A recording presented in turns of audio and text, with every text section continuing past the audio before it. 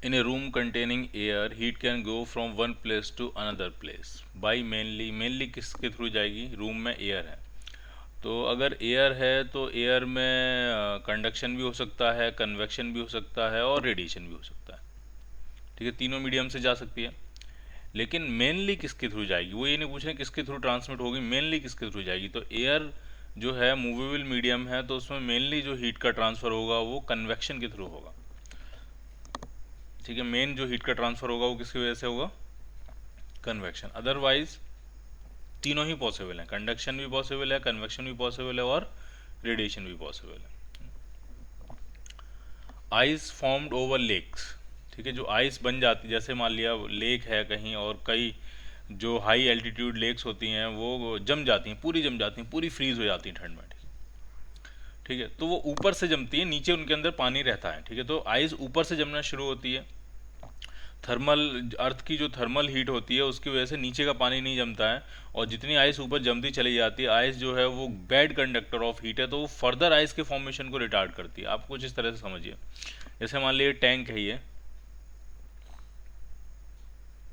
Tank है और ये वाटर लेवल है।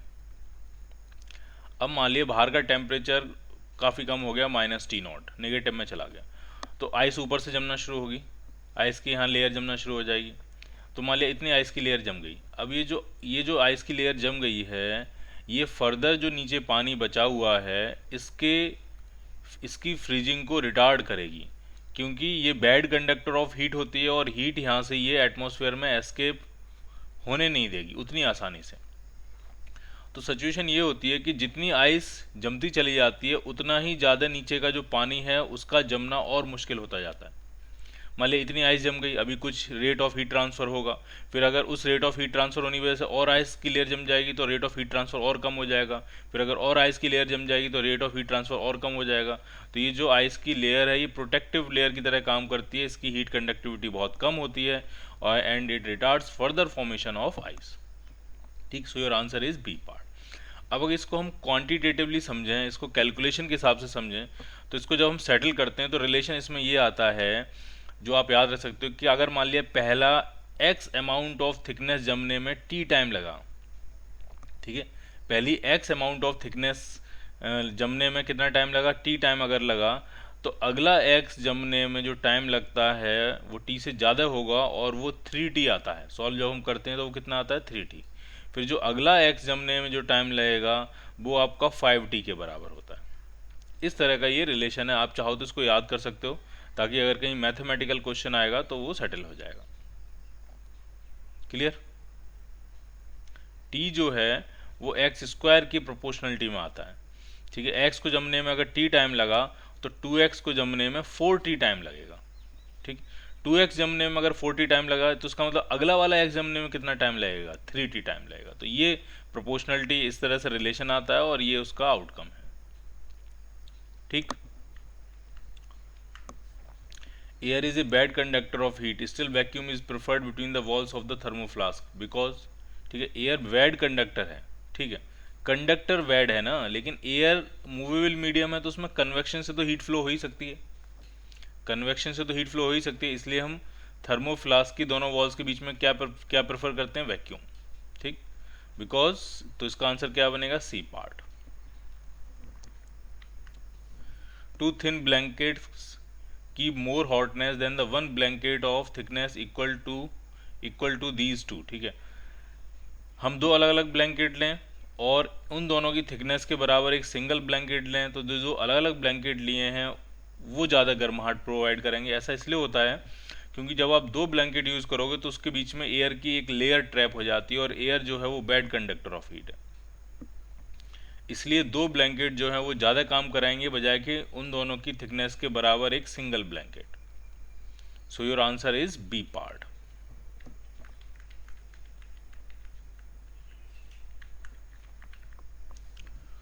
One likes to sit under sunshine in winter season because. धूप सेकने का मतलब ये होता है कि हम डायरेक्ट सन से हीट ले रहे हैं और वो जो प्रोसेस है जिसके थ्रू हम सन से हीट ले रहे हैं वो रेडिएशन है।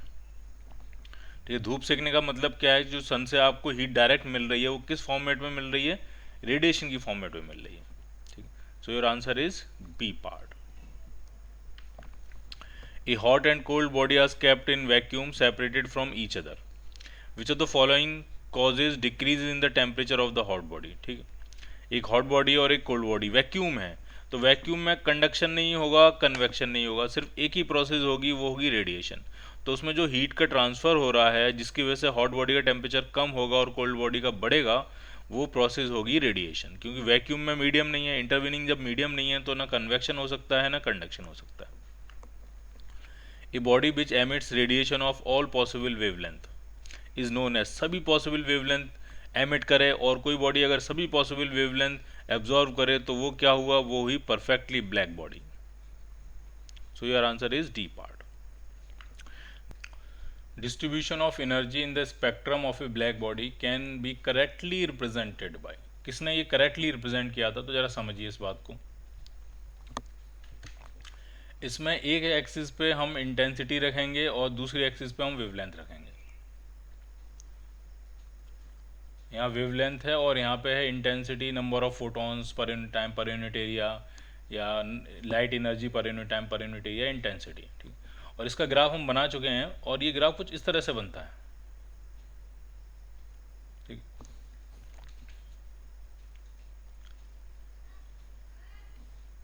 कुछ इस तरह से ग्राफ बनता है। ये वो वेवलेंथ होती है जिसके करस्पॉन्डिंग इंटेंसिटी क्या होगी, मैक्सिमम। तो ये जो ग्राफ है, ये ग्राफ करेक्टली किसने बनाया था, करेक्टली किसने इसका मैथमेटिकल एक्सप्रेशन क्रिएट किया था, वो प्लांक्स लॉ है।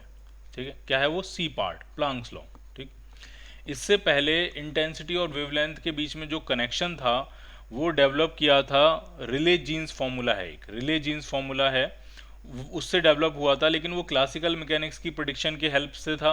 और वो फॉर्मूला ये बताता था कि जो इंटेंसिटी है वो वेवलेंथ के साथ लैम्डा टू पावर 4 के इन्वर्सली प्रोपोर्शनल थी।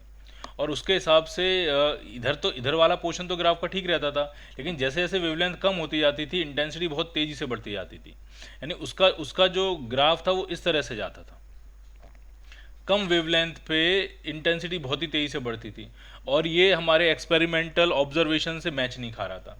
हमारा एक्सपेरिमेंटल ऑब्जर्वेशन ये था कि एक सर्टेन वेवलेंथ के करस्पॉन्डिंग इंटेंसिटी मैक्सिमम होती है, उससे ज़्यादा वेवलेंथ होगी तब भी इंटेंसिटी ड्रॉप होती है, उससे कम वेवलेंथ होगी तब भी इंटेंसिटी ड्रॉप होती है। तो रिले जीन्स फार्मूला जो क्रिएट किया गया था क्लासिकल मैकेनिक्स के हिसाब से, तो वो फार्मूला ये था कि इंटेंसिटी, किसी पर्टिकुलर वेवलेंथ की जो इंटेंसिटी होगी वो उस वेवलेंथ की पावर 4 के इन्वर्सली प्रोपोर्शनल होगी। इसको अल्ट्रावायलेट कैटास्ट्रॉफ भी कहते हैं, लेकिन ऐसा हुआ नहीं। जब आप अल्ट्रावायलेट रीजन में आओगे, जब आप कम वेवलेंथ की रीजन में आओगे, तो एक्सपेरिमेंटल ऑब्जर्वेशन ये है और जो थियोरेटिकल प्रेडिक्शन है वो ये है, तो ये तो बहुत ही ज़्यादा डेविएट हो गए। तो इसको हम अल्ट्रावायलेट कैटास्ट्रॉफ भी कहते हैं। और इसको रेक्टिफाई किया था प्लांक्स ने, और ये 1900 में इसको रेक्टिफाई किया था प्लांक्स ने। और ये जो है वो क्वांटम मैकेनिक्स की एक फाउंडेशन भी है। क्लासिकल मैकेनिक्स के साथ एक प्रॉब्लम थी, उसको क्वांटम मैकेनिक्स का सेटअप बना के और उन्होंने पूरा डेवलप किया था। तो ये फाउंडेशन भी मानी जाती है, ब्लैक बॉडी रेडिएशन का ये जो ग्राफ है ये फाउंडेशन भी माना जाता है क्वांटम मैकेनिक्स की। तो ये जो स्पेक्ट्रम है एनर्जी डिस्ट्रीब्यूशन को किसने प्रॉपरली अच्छे से एक्सप्लेन किया, करेक्टली रिप्रेजेंट किसने किया, तो वो क्या है आपका प्लांक्स लॉ है, C part. Which of the following law states that good absorbers of heat are also good emitter, good absorbers are also good emitter. तो ये जो लॉ है ये किरचॉफ लॉ है। ये कोई बॉडी अगर एक पर्टिकुलर वेवलेंथ की गुड एब्जॉर्वर है तो उसी पर्टिकुलर वेवलेंथ की वो क्या होगी, गुड एमिटर भी होगी। ठीक है, एब्जॉर्प्टिविटी जो होती है वही एमिसिविटी के बराबर होती है for a particular wavelength. The ratio of emissive power to the absorptive power of all the substance for a particular wavelength is same at the given temperature। ठीक है, एमिसिव पावर और एब्जॉर्प्टिव पावर का जो ratio है किसी भी particular wavelength के लिए देखेंगे हम, कोई बॉडी कोई भी हो सकती है, टेम्परेचर कोई भी हो सकता है, एट ए गिवन टेम्परेचर कोई भी, मतलब सेम ही होगा टेम्परेचर, जो भी होगा बॉडी भी सेम ही होगी। तो उसका जो रेशियो है वो एक फिक्स होता है, फिक्स वैल्यू होती है, और वो रेशियो क्या होता है वो हमें बताना है। ठीक है, तो ज़रा समझ लेना है पहले कि एमिसिव पावर क्या होती है और एब्जॉर्प्टिव पावर क्या होती है। ठीक, ये दोनों सेम जैसी चीज़ें नहीं हैं, इनमें काफ़ी डिफरेंस है। जो एब्जॉर्प्टिव पावर है पहले इस पर फोकस करते हैं। जो एब्जॉर्प्टिव पावर है उसको ए से रिप्रेजेंट करते हैं, और एक पर्टिकुलर वेवलेंथ के लिए बात करेंगे तो ए लैम्डा से रिप्रेजेंट करेंगे इसको, ठीक। तो ये एब्जॉर्प्टिव पावर क्या होती है वो आप समझिए, ठीक है। जो एब्जॉर्प्टिव पावर है वो एमिसिविटी के बराबर होती है, एमिसिव पावर के बराबर नहीं होती है, एमिसिविटी के बराबर होती है, और पावर जैसा इसमें कुछ है भी नहीं, ठीक है। ये बेसिकली एक रेशियो है, एक न्यूमेरिकल वैल्यू है, एक रेशियो है, और किस चीज़ का रेशियो वो आप समझिए। वो ये है, जैसे मान लिया कोई बॉडी है, किसी एनक्लोजर में कोई बॉडी है, और सराउंडिंग का टेम्परेचर मैंने कह दिया मान लिया T0 है, और इस बॉडी का टेम्परेचर T है, ठीक। तो सराउंडिंग में T0 के हिसाब से, सराउंडिंग टेम्परेचर के हिसाब से इस बॉडी पे रेडिएशन आ रहे होंगे। मान लिया सराउंडिंग का टेम्परेचर T0 ज़्यादा है, ऐसे ही मान लेते हैं कि मान लिया T0 जो है वो T से ज़्यादा है, तो दोनों काम हो रहे होंगे, सराउंडिंग से इस बॉडी पे रेडिएशन गिर रहे होंगे, और ये रेडिएशन एमिट भी कर रही होगी। जो रेडिएशन गिर रहे होंगे वो गिर रहे होंगे सराउंडिंग के टेम्परेचर के हिसाब से, और जो रेडिएशन ये एमिट कर रही होगी वो अपने टेम्परेचर के हिसाब से कर रही होगी। लेकिन इंपॉर्टेंट बात यह है कि जितने रेडिएशन इस पर गिर रहे होंगे ये सारे के सारे एब्जॉर्ब नहीं कर रही होगी। ये कोई ब्लैक बॉडी नहीं है, नॉर्मल बॉडी है। अगर ये ब्लैक बॉडी होती तो जितने रेडिएशन इस पर गिर रहे होते ये सारे के सारे क्या कर लेती है, एब्जॉर्ब कर लेती। लेकिन सिंस ये नॉर्मल बॉडी है तो इन रेडिएशंस का सिर्फ कुछ पार्ट ही ये एब्जॉर्ब करेगी, ठीक, कुछ हिस्सा ही क्या करेगी, ये एब्जॉर्ब करेगी। तो जितने रेडिएशन इस पर गिरे उसका कितना हिस्सा इसने एब्जॉर्ब कर लिया, उस पर्टिकुलर वेवलेंथ की बात कर रहे हैं, किसी एक पर्टिकुलर वेवलेंथ लैम्डा की बात कर रहे हैं, ठीक है। लैम्डा वेवलेंथ के करस्पॉन्डिंग बहुत सारे रेडिएशन इस पर गिरे, और उस वेवलेंथ के करस्पॉन्डिंग थोड़े से कुछ हिस्सा इसने क्या कर लिया, एब्जॉर्ब कर लिया। सारे तो एब्जॉर्ब करेगी नहीं, ब्लैक बॉडी है नहीं।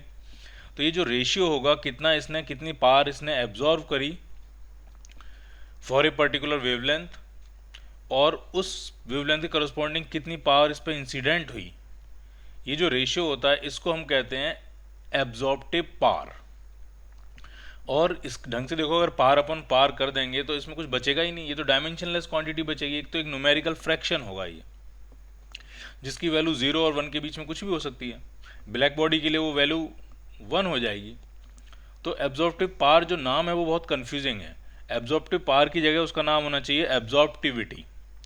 एब्जॉर्प्टिविटी कितनी ज़्यादा है उसकी, अगर ये रेशियो हाफ आ जाए इसका मतलब उसकी एब्जॉर्प्टिविटी उस पर्टिकुलर वेवलेंथ के लिए 50% है, कि जितनी भी लाइट या एनर्जी उस पर उस वेवलेंथ की इंसिडेंट कराओगे उसका 50% वो क्या कर लेगी, एब्जॉर्ब कर लेगी। तो जो एब्जॉर्प्टिव पावर है वही एब्जॉर्प्टिविटी है ठीक है, ये बात समझ में आनी चाहिए। और पावर जो है बहुत ही कंफ्यूजिंग है, पावर जैसा इसमें कुछ भी नहीं है। देखिए ये जो टर्म पावर है इसके जैसा इसमें कुछ भी नहीं है, क्योंकि ये तो दो पावर का सिर्फ क्या है, रेशियो है। तो जब आप रेशियो करोगे तो एक डायमेंशनलेस क्वांटिटी बनेगी, ठीक है।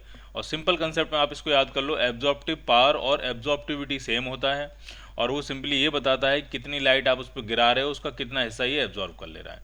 अगर इसने 70% एब्जॉर्ब कर लिया तो एब्जॉर्प्टिविटी 0.7 हो जाएगी। अगर इसने इसका 80% एब्जॉर्ब कर लिया होता तो एब्जॉर्प्टिविटी इसकी 0.8 हो जाएगी। और अगर ये ब्लैक बॉडी होती तो ये सारा का सारा एब्जॉर्ब कर लेती, तो इसकी एब्जॉर्प्टिविटी क्या हो जाती, 1 हो जाती, ठीक। तो ये तो ही एब्जॉर्प्टिव पावर, ठीक है। और फिर से समझ लीजिए, एब्जॉर्प्टिव पावर और एब्जॉर्प्टिविटी सेम होता है, और एब्जॉर्प्टिविटी और एमिसिविटी सेम होता है। जो जिसकी एब्जॉर्प्टिविटी जितनी अच्छी होती है उतना अच्छा वो एमिटर भी होता है, ठीक। एब्जॉर्प्टिविटी और एमिसिविटी ये दोनों सेम होते हैं। अब बात कर रहे हैं एमिसिव पावर क्या है, तो ये वाकई में पावर हो सकती है। चेक करते हैं जरा कि ये भी पावर है या ये भी कुछ और ही है, ठीक है। तो एमिसिव पावर कैसे डिफाइंड है, ये एमिसिव पावर, तो ये जो है ये फिर से समझते हैं। मान लिया एक बॉडी है,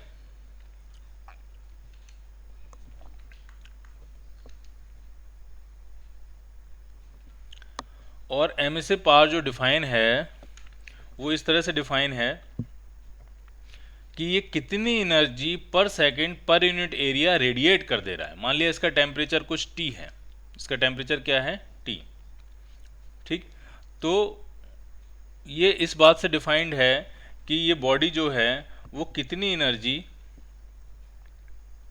पर unit time per unit area यहाँ से एमिट कर रहा है, और उसको हम कहते हैं एमिसिव पावर। और ढंग से हम देखेंगे तो वो भी पावर नहीं है, वो इंटेंसिटी है। देखिए ढंग से, अगर ये बॉडी का टेम्परेचर T है, एरिया इसका A है, इसकी एमिसिविटी E है, ठीक है। तो कितनी एनर्जी पर यूनिट टाइम ये रेडिएट करता है, तो उसका फॉर्मूला होता है सिग्मा E(a)T⁴, ये स्टीफन लॉ। अब हमें निकालना है energy per unit time per unit area. तो एनर्जी पर यूनिट टाइम तो है, इस एरिया से और डिवाइड कर दें तो energy per unit time per unit area बन जाएगा, और जिसको हम क्या बोलेंगे, एमिसिव पावर। अब मजे की बात यह है कि एमिसिविटी की भी यूनिट, एमिसिविटी को भी ई से रिप्रेजेंट करते हैं, और ये जो एमिसिव पावर है इसको भी ई से रिप्रेजेंट करते हैं।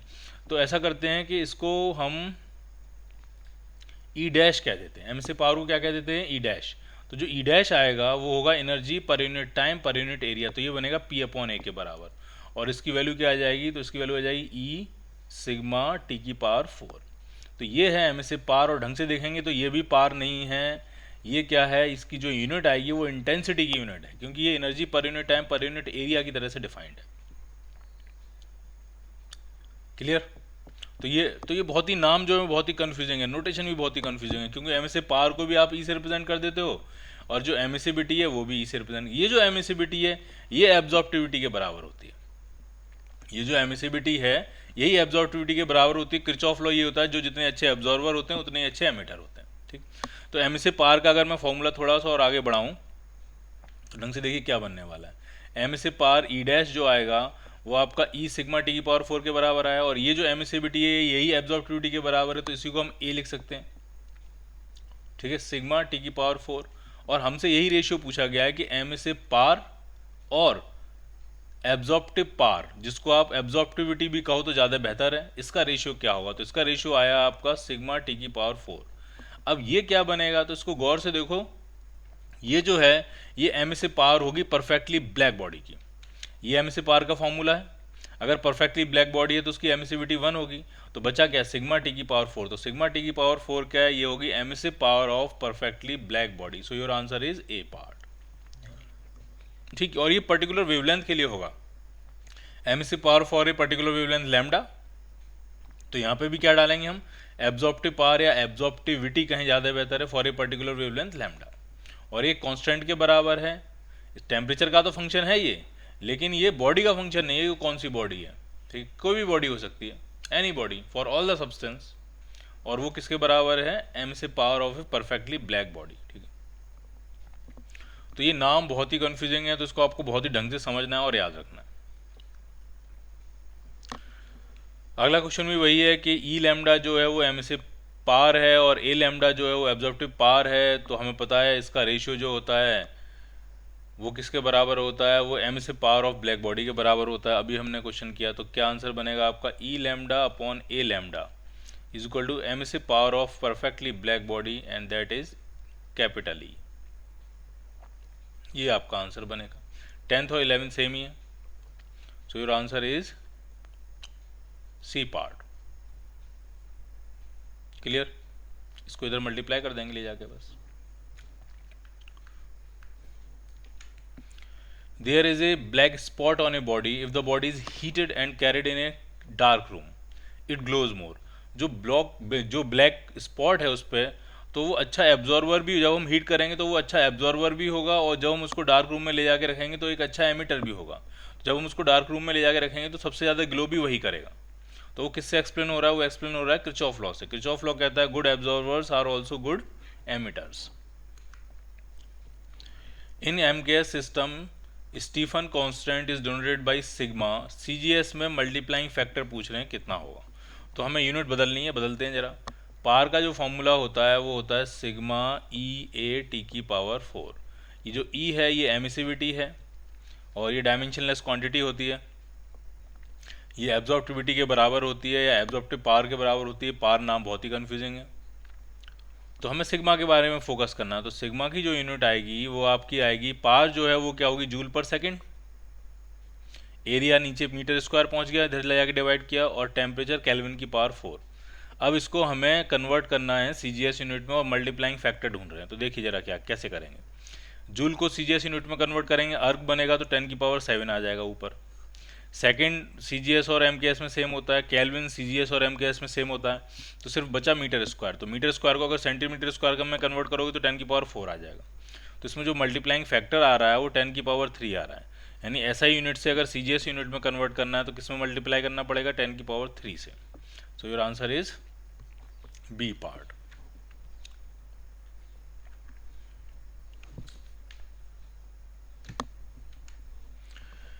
Ten calorie black body radiate कर रही है कितने टेम्परेचर पे, 227 डिग्री सेल्सियस पे। तो जो हीट रेडिएट जो हो रही होगी पर यूनिट टाइम, वो टेम्परेचर की पावर 4 के प्रोपोर्शनल होती है।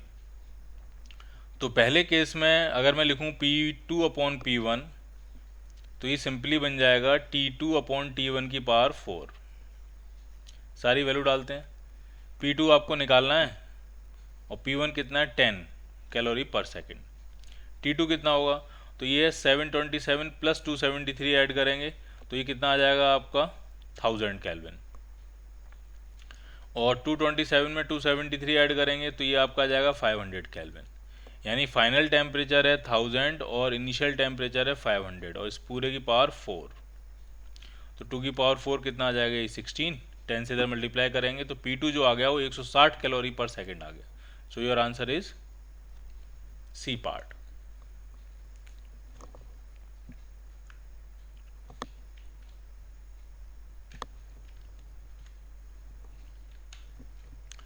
Two spherical black bodies of radius r1 and r2 and with surface temperature T1 and T2 respectively radiate the same power। दोनों सेम पावर रेडिएट कर रहे हैं, ब्लैक बॉडी हैं, तो उनकी एमिसिविटी जो है वो 1 मानी जाएगी। तो उनके लिए जो फॉर्मूला चलेगा वो चलेगा P is equal to sigma, E तो 1 हो जाएगा तो A इंटू टी की पावर 4 ये बनेगा।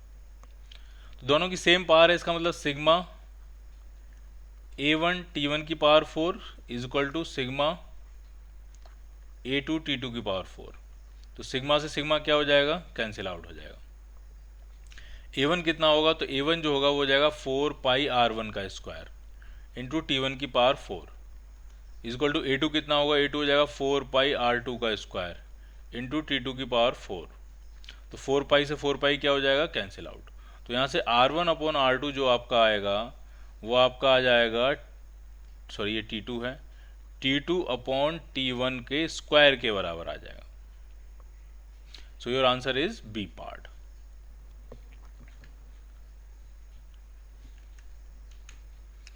एक स्फीयर दिया है, उसका सरफेस एरिया दिया है 1 मीटर स्क्वायर और उसका टेम्परेचर दिया है 400 केल्विन। पावर रेडिएट कर रहा है कितनी, 150 वॉट।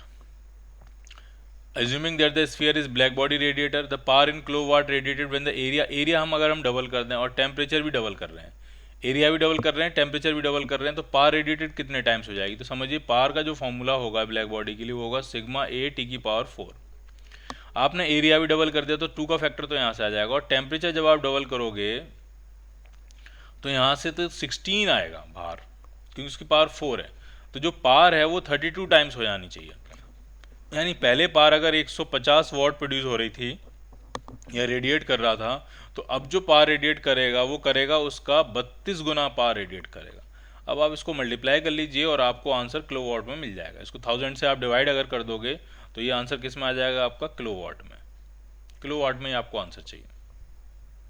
ठीक, 0 से 0 कैंसिल हो गया, 5 से कैंसिल करेंगे 3 टाइम्स, इसको कैंसिल करेंगे 20 टाइम्स, फिर 2 से कैंसिल करेंगे 10 टाइम्स और ये कितना हो जाएगा 16। तो ये जाएगा 48/10 यानी 4.8 किलोवाट जो है वो हीट रेडिएट कर रहा होगा वो।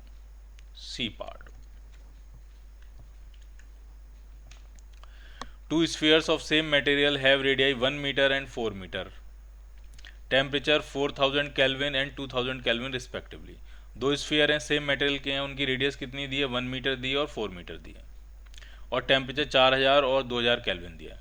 और एनर्जी जो रेडिएट करेंगे per second first sphere compare to the second sphere निकालना है। ठीक है, P1/P2 निकालना है आपको। मटेरियल सेम है तो एमिसिविटी सेम होगी, स्टीफन कांस्टेंट सेम होगा ही होगा। पहले की रेडियस 1 है, दूसरे की रेडियस 4 मीटर है, तो इसका मतलब पहले का अगर एरिया A होगा तो दूसरे का एरिया हो जाएगा 16A, क्योंकि अगर रेडियस 4 गुनी कर दी तो एरिया आपका 16 गुना हो जाएगा। ठीक, अब टेम्परेचर की बात करते हैं।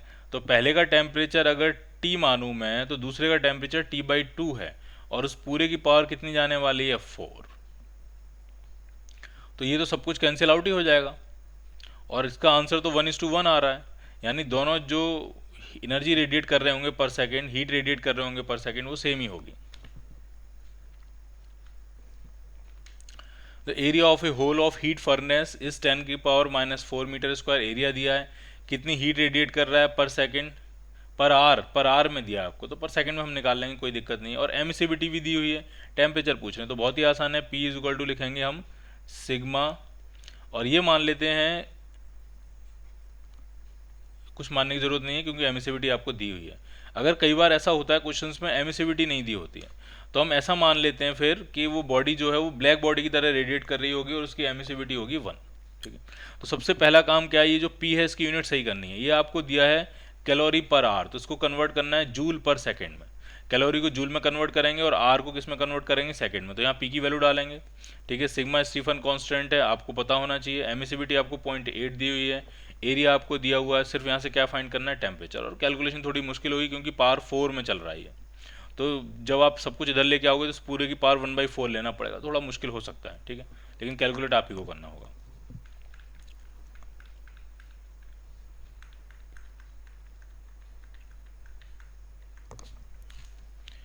If a body cools down from 80 degrees Celsius to 60 degrees Celsius in 10 minutes, when the temperature of the surrounding is 30 degrees Celsius.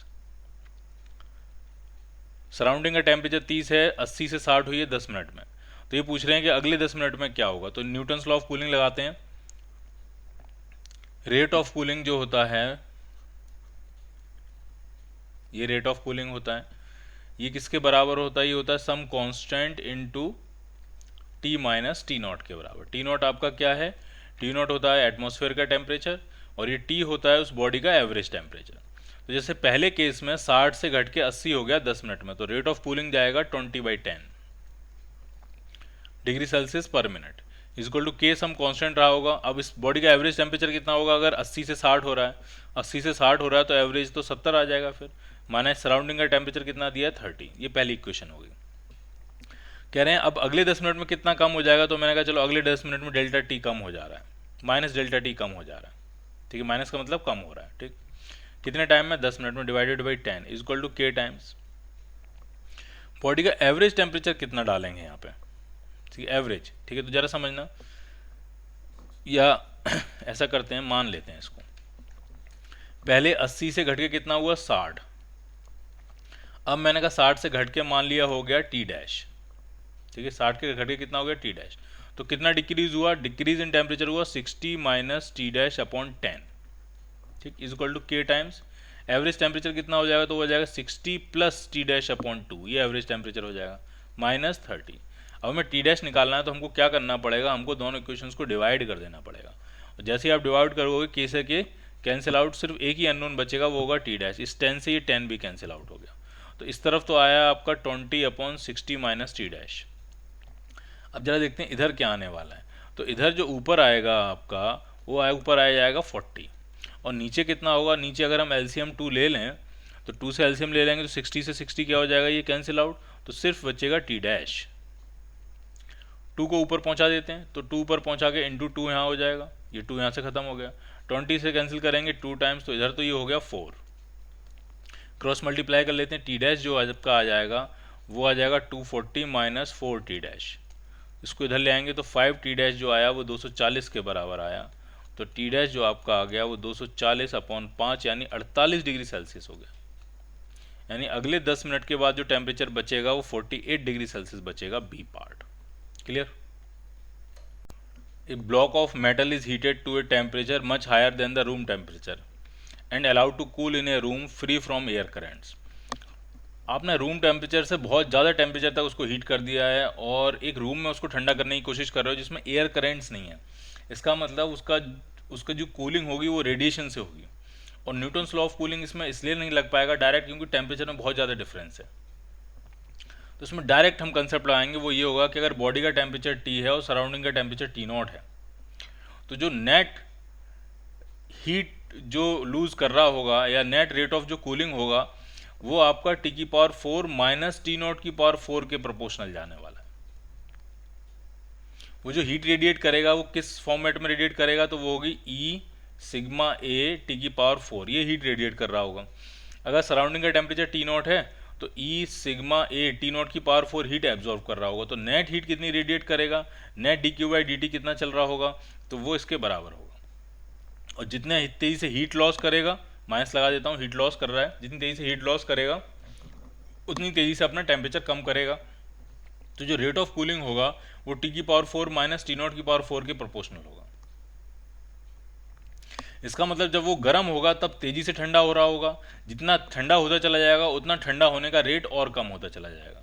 So your answer is B part. जितना टेम्परेचर ज़्यादा होगा उतना टेम्परेचर तेजी से ड्रॉप करेगा, फिर और कम हो जाएगा, फिर और धीरे ड्रॉप करेगा, फिर और कम हो जाएगा तो और धीरे ड्रॉप करेगा, फिर वो रूम टेम्परेचर के आसपास ही होगा, तो भी बहुत ही धीमे धीमे कूलिंग हो रही होगी। So your answer is B part. Newton law of cooling क्या कहता है? न्यूटन लॉ ऑफ कूलिंग हमारा लीनियर जैसा बना देता है, लेकिन वो तब होता है जब बॉडी का टेम्परेचर और सराउंडिंग का टेम्परेचर मोर और लेस कैसा होता है, सेम जैसा होता है।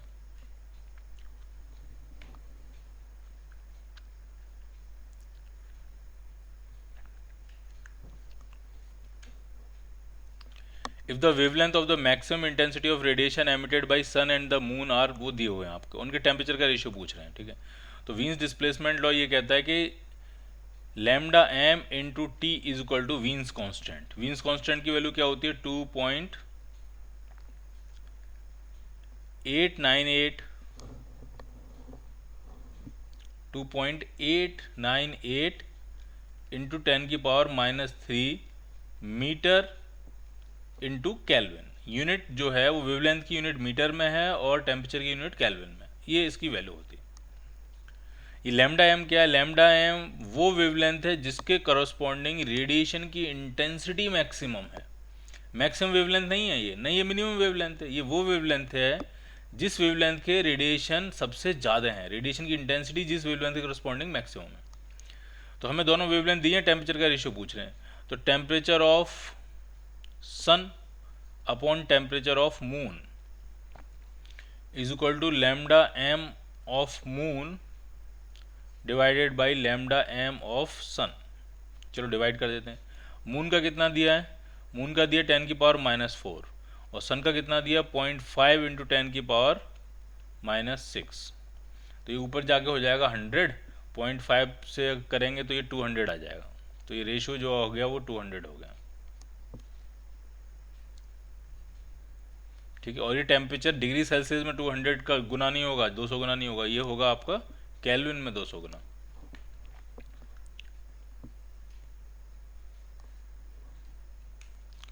The maximum wavelength of radiation emitted at 900 Kelvin is 4 micrometer. अब पूछ रहे हैं मैक्सिमम वेवलेंथ बताओ 1200 केल्विन पे, तो फिर से वही रिलेशन लगाएंगे कि लैम्डा एम इंटू टी का जो प्रोडक्ट है वो क्या रहेगा? कांस्टेंट रहेगा। पहले केस में लैम्डा एम कितना? 4 माइक्रोमीटर, माइक्रोमीटर में ही रहने देते हैं तो आंसर माइक्रोमीटर में आ जाएगा, बराबर ही करना है हमको। और टेम्परेचर है 900 केल्विन। दूसरे केस का लैम्डा एम आपको निकालना है और टेम्परेचर आपको दिया है 1200 केल्विन। तो ये 0 0 कैंसिल आउट हो जाएगा और ये 3 से कैंसिल करेंगे 3 टाइम्स, ये 4 टाइम्स, ये 4 से 4 कैंसिल आउट हो गया। तो उस केस में जो लैम्डा एम आ रहा है वो 3 माइक्रोमीटर आ रहा है। टेम्परेचर बढ़ाएंगे वेवलेंथ कम हो जाएगी। सो your answer is a part. The maximum energy in thermal radiation from the source occurs at wavelength 4000 angstrom. तो ये लैम्डा एम दिया है और उसका इफेक्टिव टेम्परेचर पूछ रहे हैं, सोर्स का इफेक्टिव टेम्परेचर कितना होगा। तो इसमें स्टीफन ये वीन्स डिस्प्लेसमेंट लॉ पूरा लगेगा कांस्टेंट के साथ। तो टेम्परेचर जो आपका आएगा वो आ जाएगा b upon lambda m. B कितना? 2.898 इंटू 10 की power -3 upon lambda m. Lambda m है 4000 एंगस्ट्रॉम, हमें डालना है मीटर में क्योंकि इसकी यूनिट होती है metre into kelvin. So it is 10 की पावर -10। देखते हैं क्या आने वाला है।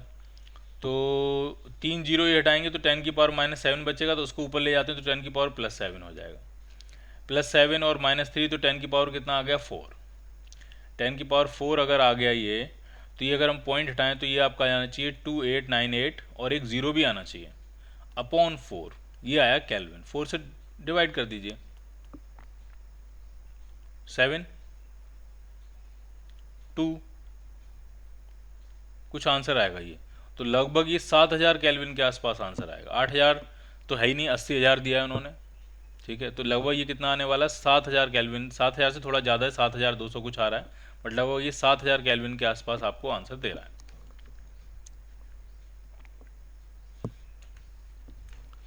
The intensity of radiation emitted by sun has its maximum value at a wavelength of 510 nanometer and that emitted by a north star has a maximum value of 350 nanometer।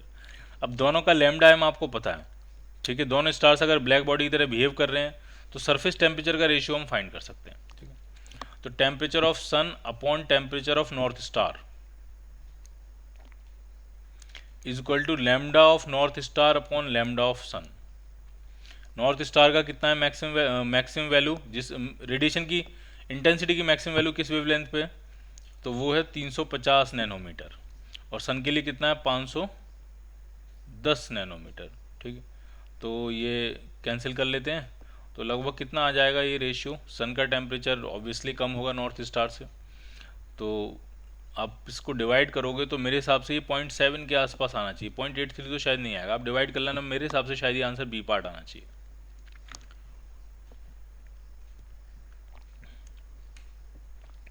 In the figure, the distribution of energy density of the radiation emitted by a black body at a given temperature is shown, ठीक है। ये है lambda M, 1.5 micrometer ये lambda m है। Possible temperature पूछ रहे हैं black body का क्या होगा, तो फिर से वही Wien's displacement law, lambda m into T is equal to b. तो टेम्परेचर अगर निकालेंगे तो बी अपॉन लैम्डा एम हो जाएगा। बी की वैल्यू कितनी होती है, याद कर लीजिए, बी की वैल्यू 2.898, भूल जाते हैं अक्सर इसको, इंटू 10 की पावर -3 अपॉन लैम्डा एम जो है वो 1.5 माइक्रोमीटर है, यानी 10 की पावर -6। ये इधर जाएंगे तो 10 की पावर -6 कैंसिल आउट हो जाएगा, 10 की पावर +3 बचेगा, -3 कैंसिल आउट हो जाएगा, +3 से ये पॉइंट गायब कर सकते हैं और ये पॉइंट हटा के एक 0 लगा सकते हैं। तो ये आ गया 28980 अपॉन 15। तो अब आप इसको डिवाइड कर लीजिए और जो भी डिवाइड करके आंसर आएगा वो आपको मिल जाएगा। लगभग जो है वो 1500 तो नहीं, लेकिन लगभग 2000 केल्विन के आसपास समझ में आ रहा है मुझे, ठीक है। इस पूरे को अगर मैं अप्रॉक्सीमेट 30,000 मान लूँ, ठीक है, तो ये लगभग 2000 केल्विन के आसपास आंसर मिलेगा। 2000 से थोड़ा सा कम आएगा, बहुत ज़्यादा कम नहीं आएगा, थोड़ा सा कम आएगा, लेकिन यहाँ और कोई आंसर बेहतर है नहीं, तो your answer will be B part.